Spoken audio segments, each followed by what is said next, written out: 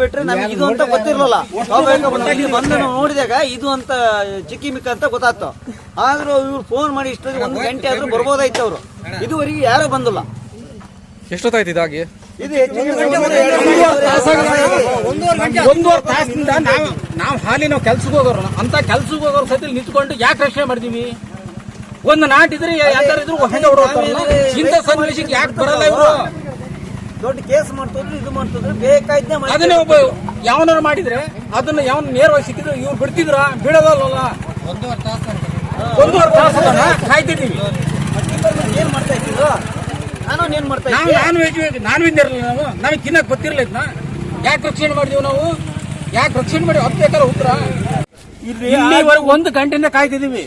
ಅದೇ ಒಬ್ಬ ನಾಟಕ ಹೊಡೆದ್ರು ಬರ್ತಾರೆ, ಲಂಚ್ ಇಸ್ಕೊಳ್ತಾರೆ, ಹೋಗ್ತಾರೆ, ಇದು ಮಾಡ್ತಾರೆ. ಈಗ ಇಂಥ ಸನ್ನಿವೇಶಕ್ಕೆ ಬರೋ 1 ಗಂಟೆಯಲ್ಲಿ ಬರ್ತಾ ಇಲ್ಲ ಅವರು.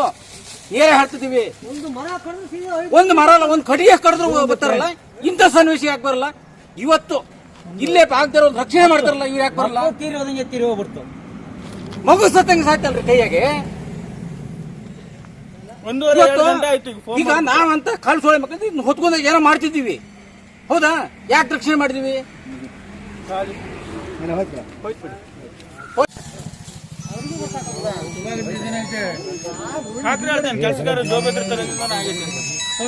ತಗೊಳ್ರಿ ನೀವು, ಮೆಸೇಜ್ ತಗೊಳ್ರಿ ನೀವು. ಅಧಿಕಾರಿಗಳು ನಿರ್ಲಕ್ಷ್ಯ ಅಂತ ಹೇಳಿ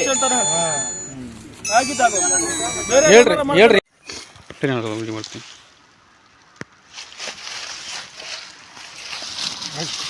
ಹಿಡ್ಕೊಡಿ.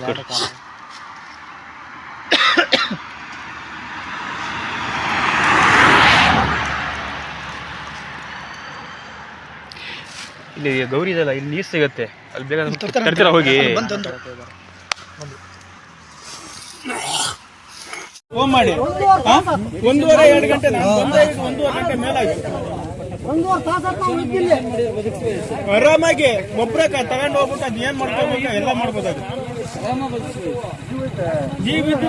ಈಗ ಜಸ್ಟ್ ಫೋನ್ ಮಾಡಿ 1.5 ತಾಸು ಈಗ ಹೋಗಿದೆ.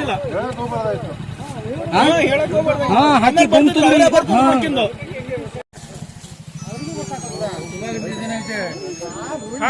ಕೆಲಸಗಾರ ಜೋಬೇಕಿರ್ತಾರೆ.